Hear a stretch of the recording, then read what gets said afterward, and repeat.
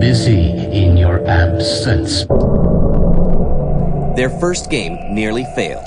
Nothing will go wrong. A year before we shipped Half-Life 1, people in the company looked at what we had and said, this isn't good enough. We made some pretty big mistakes. And their second was stolen right out of their own offices. At the time, it was shocking. That was a dark day for us at Valve. I had people in the company coming to me and saying, you know, we're going to go out of business. But they took the world of gaming to the next level.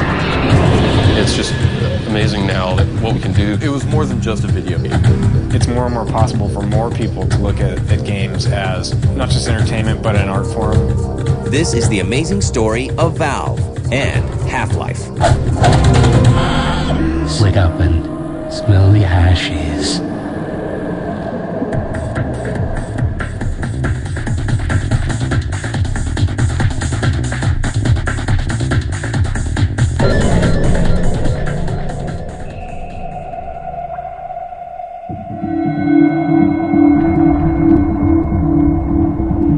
In 1996, a software developer at Microsoft named Gabe Newell is struck with a new idea. I got to know the guys at id, and the more I thought about what they were doing and the successes they were having with their distribution models as well as their technology, the more it seemed to me that that would be a lot more fun than working on operating systems. Gabe isn't the only person at Microsoft thinking about getting into gaming. Mike Harrington and myself met while we were working at Microsoft. We were both working in the operating systems group. We both worked with a guy named Michael Abrash, who's pretty famous as a game writer, and who also went over to id. Mike and I started thinking about possibly starting a game company. In 1996, Gabe Newell and Mike Harrington leave Microsoft to form Valve Software in Kirkland, Washington. Valve was really all about controlling the flow of an entertaining experience, having your hand on that knob, deciding when to turn it up, turn it down. That was a compelling metaphor. We signed the LLC agreement the same day that I got married. I was standing there all dressed up to go off and do my wedding vows, and Mike is frantically shoving papers under my pen so that we can get that taken care of. It certainly makes it easier to remember the company's anniversary and my wedding anniversary since they're on the same day.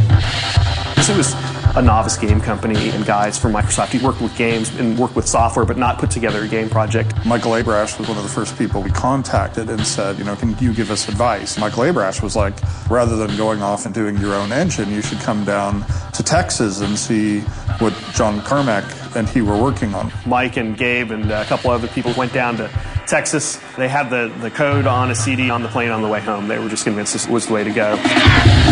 Valve has an engine. Now they need to figure out what to do with it. We were originally working on two projects simultaneously. One was a first-person action game. The other one was Prospero, which was a very different game. It was much more of a fantasy epic. That when we had played Doom, there seemed to be sort of two directions. One was this sense of very fast-paced, sort of a blaster, being in a shooting gallery. But Mike and I weren't as good as a lot of the people playing, so our sense of Doom was much more like, this is a really scary place, this is a very dangerous place. We're not in a shooting gallery, we're a target in a shooting gallery. And it was that sense of being in this world that we thought was really interesting. Valve ultimately decides to do a first-person shooter called Half-Life. Good morning, and welcome to the Black Mesa Transit System. Half-Life 1 started with something which was sort of revolutionary at the time, which was we started you off in an ordinary day at work with no weapons and no sense of peril. You were just a scientist named Gordon Freeman. Morning, Mr. Freeman. Looks like you're running late. It was showing up for a day at work at the Black Mesa research facilities. Weren't you supposed to be in the test chamber half an hour ago? Procedures today, Gordon. You started the day involved in an experiment that went badly wrong. Oh, hell literally broke loose. All of a sudden, from mild-mannered scientist, you become a crowbar-wielding savior of the universe. It's a perfect sort of story setup for what then becomes a fight for survival. Really, it was just the momentum of Half-Life that caused the production of Prospero to stop. It's not long before Valve realizes the pieces of Half-Life aren't fitting together. About a year before we shipped Half-Life 1, people in the company looked at what we had and said, this isn't good enough. We looked at what we had accomplished so far and realized that we made some pretty big mistakes in terms of how we were going to achieve these effects. So we seemed to, at that point, be at a juncture. The team must decide to either ship the game as it is or to throw out everything and start fresh. Oh my God, we're doomed!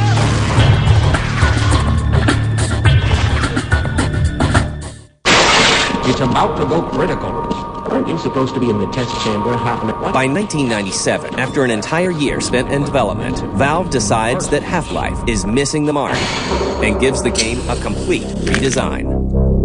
You know, we really believed that the right thing to do was to focus on building something that's really good, in spite of the fact that it was going to cost us a lot of time, cost us a lot of money. And also, it's just very stressful to have been working, you know, at that point for a year and say, okay, well, we haven't really gotten as close as we would have hoped by now to the thing that we were wanting to create. The decision has an unexpected effect on the team.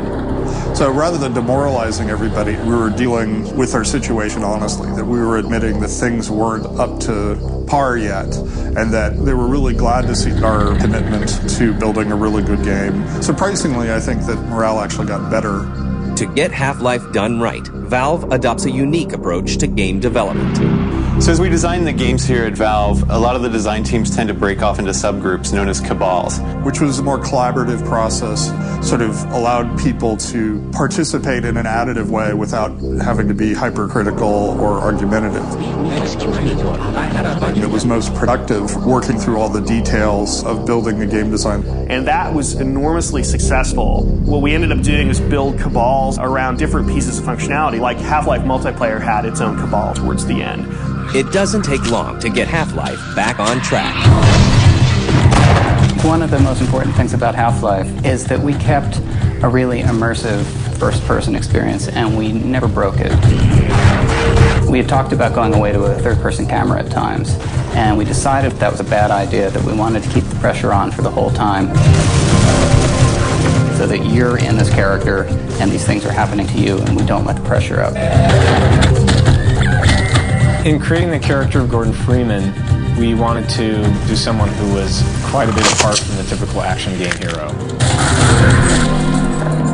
We wanted to do a character who was really transparent and everyman, not your typical action hero. We decided that we wanted to do something that hadn't really been done in a first-person shooter.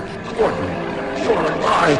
Thank God for that hazard suit. And have these characters that were allies that made it more fun to move through the game with. Lead the way. We'd done the scientists and Barney who would talk to you. Let's get the hell out of here. Follow you, and they had some behavior. They would reveal bits of the story as you went through the levels. Don't count on Captain finding us down here. Aim for the surface. You know, we were really excited at that point that we had made, you know, a character whose mouth could move while they were playing. Destroy the damn thing before it grows any larger. That ended up being a really good assumption to make. People talk a lot about how much they loved Barney and would drag several Barneys through the game with them and really protect them and not let them get killed. The different thing that Valve did with AI was really just the amount of attention we paid to it. Soon, the gaming world starts paying attention to this new first-person shooter. In 1997, when we went to our first E3, we were off the main hall. Initially, people weren't very aware of us, and then the word of mouth started to pick up. Gotten a lot of support and ended up winning, you know, the best action game of the show. Valve finally releases Half-Life in November 1998, and it takes the industry by storm. It was more than just a video game. It actually was almost like a movie in the way that it played out.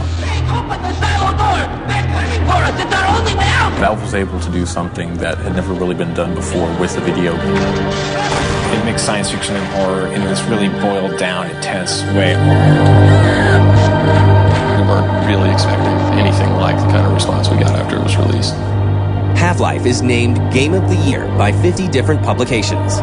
It makes $22 million in sales in its first year, and will go on to sell 8 million copies worldwide, bringing in more than $100 million.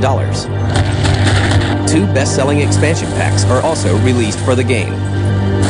A large part of Half-Life's success is also due to user-created modifications, such as Counter-Strike. The mod phenomenon with Half-Life was a major boon to the entire PC industry. The mod community kept Half-Life at the top of the sales charts for years. No! Get it off me! Get it up! I was really interested in the whole theme of military warfare and terrorism and counter-terrorist units. To me, that just made sense to make a game out of that. As Counter-Strike got more and more popular, by about the 4th or 5th beta, we had surpassed Valve's games in terms of player numbers. Counter-Strike will go on to become the most played online game in America. Meanwhile, plans for Half-Life 2 start up right away. Rise and shine, Mr. Rise and Shine.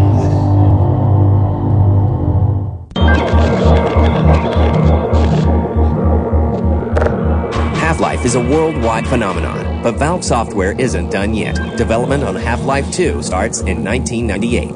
There was a meeting early on with the Half-Life 2 team where I said, you don't have to worry about how long it's going to take. You don't have to worry about how much money you're going to spend. The only thing you have to worry about is making it the best game of all time. Here in the art war room, as we call it, the artists went out on location to find a lot of references for Half-Life 2. Half-Life 2 will take full advantage of all the latest technological innovations. In Half-Life 2, the technologies in the Source Engine really grew out of our desire to create these things when we were working on Half-Life. And we've really gotten to a point now where we can do pretty much whatever we want to with animation, with modeling, so that the shortcomings that people were working in the game industry before aren't acceptable anymore. So we're having to hire a lot of people from the film industry. It's just amazing now that what we can do. We can have scenes where people animate and respond. Don't drink the water. They put something in it. The player can be any location in the room and the characters will still play out their scene and animate toward him, gesture at the player, look at the player, follow him. Cover me, Gordon! All the time while revealing the midst of the story. Always starts first the building, then the whole block. We found that we needed to really make much stronger demands on our voice actors and go to some traditional Hollywood actors to get the level of acting that we wanted to have. Are you sure you don't want me to swap out the polarizer? When we started to get these great animators working on the game, we realized how much farther we could bring our acting. The inspiration for our facial animation system was the work of Dr. Paul Ekman.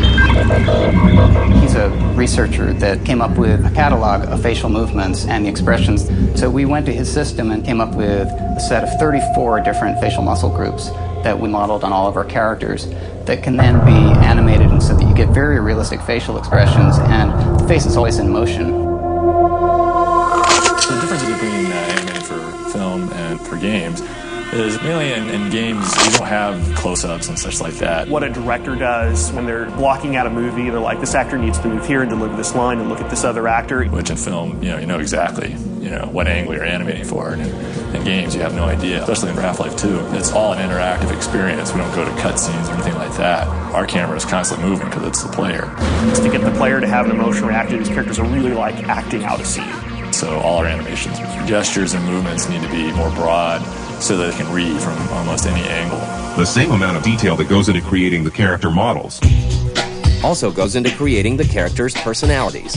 We found that players really got emotionally attached to our characters, and so we made a huge investment in character acting. Remember when we thought Black Mesa was as bad as it could get? We had to come up with very solid personalities and characterizations for the characters so we could stay with that. I can't take it anymore. We created character profiles for all of the major characters and went through a deep series of questions like about their heritage, where they're born, what their parents were like, their religion, sexual preferences, etc. We'd go through this litany of questions so that we'd really get a pretty good feel for who the character was. And then we tried to find the face that worked with that, and then it really gave us a great grounding for casting the voice because we really knew who the person was. Pay attention, Mr. Freeman. While Valve works on making Half-Life 2, the public is kept in the dark. So we kept waiting until they finally were able to show something and showed some technology of what they were working on. It's not until E3 2003 that Half-Life is finally revealed to the world. The reaction we got when we first showed Half-Life 2 at E3 was tremendous. Right off the bat, it was like, whoa, wow, look at that. People instantly start planning the upgrade of their PCs. It was just great for the whole team to know how much the audience out there was waiting for this game and and how excited they were with just the pieces that we showed. When we initially announced the game, we also were pretty bold about announcing a release date. Gabe Newell walked into the room, sits down and said, Half-Life 2 is coming out on September 30th. Really? Is it? No, say it ain't so. And we also said, surprise, you haven't heard about it until now, and you're going to be able to be playing it in just a few months. Well, as it turns out, it wasn't so, and a year later, it's just about heading out. I'd like to thank you all for coming, and when the game's out, I hope you enjoy it. The anticipation for that one game is just absolutely incredible. Half-Life 2 is a huge hit at E3, and Valve is riding high. But in just a few months, everything will come crashing down.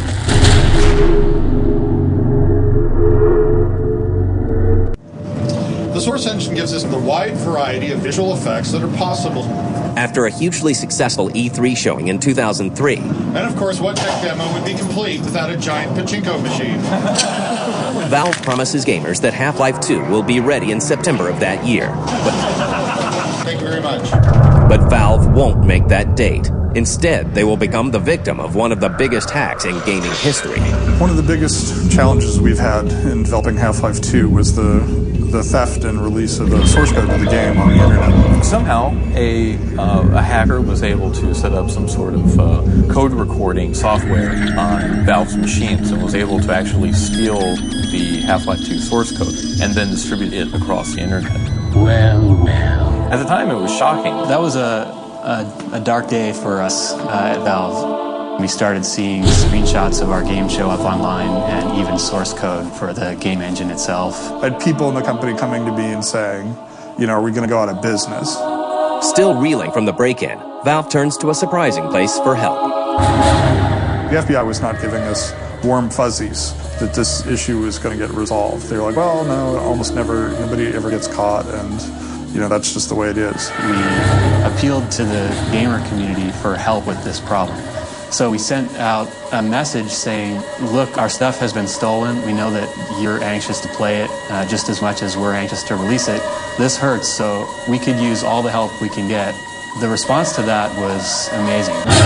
Tens of thousands of email messages were sent to us with tips about possible sources of the leak or where people were seeing stuff show up online. People were being called in for questioning by the FBI, and the word started to go out that they're closing in on this guy in Germany. And that's when that person in Germany contacted me saying, please, I'm not such a bad guy after all. They're arrested and prosecution is ongoing. With the source code theft behind them, Valve goes back to finishing Half-Life 2, from the storyline to the gameplay. You start off the game again, figuring out your whereabouts in the world. Welcome to City 17. You're deposited in City 17, which is a mysterious city created out of the ruins of other cities. You're surrounded by a populace that's totally beaten down and is waiting for some reason to strike back. Sort of a depressed powder keg, and Gordon Freeman, the usual situation for him is he's a catalyst for change. Half-Life 1 was really known for having pretty advanced AI, and we knew that going forward we were going to have to make additional investments in the AI. We spent a lot of time thinking about the squad AI and stuff like that. We really had just tons of gameplay, physics and simulation as ideas. We can put you in a situation where you can use your wits, use your environment to really give you a really rich gameplay experience with lots of freedom. Half-Life 2 will also expand Valve's relationship with the gaming community. Modding's changed a lot, going from sort of the old school days of where people would just sort of, here's an engine, see what you can do with it, to today where we have a thing called a software development kit, which we deliberately build and give the mod makers for them to go and build the mods for. Valve also introduces a new content distribution system. Steam is a new type of distribution model that Valve has come up with, where you're able to purchase your games completely online. Steam is letting us have a much more direct relationship with our customers. We can use Steam to communicate about our games, deliver updates immediately to a huge number of people. Half-Life 2 is finally released on November 16, 2004. We were terrified that we weren't going to be able to pull it off. And for the people at Valve Software, the game is worth the wait. 10 years from now, people look back at Valve and see a company that really genuinely cared about the games and the people who play games. They didn't cut corners, and yeah, they may have never shipped on time, but they at least lived up to its responsibilities to moving things forward. When people evaluate Half-Life 2, they'll be able to look at it as not just entertainment, but an art form in a way that comic books and movies and books have come into their own as art forms, as well as being entertaining. That's all for now. Enter the Digital Digs Dash Watch to Win sweepstakes and grab yourself a $25,000 shopping spree at Circuit City. Watch G4 Tech TV every night from 7 to 1 a.m. Eastern to get the codes. Then log on to g4techtv.com/digitaldigsdash and enter the codes to win one of 4 grand prizes or daily cash prizes. You can enter up to 4 times a day starting tonight through the 21st. So you better watch if you want to win. The Digital Digs Dash, brought to you by Circuit City.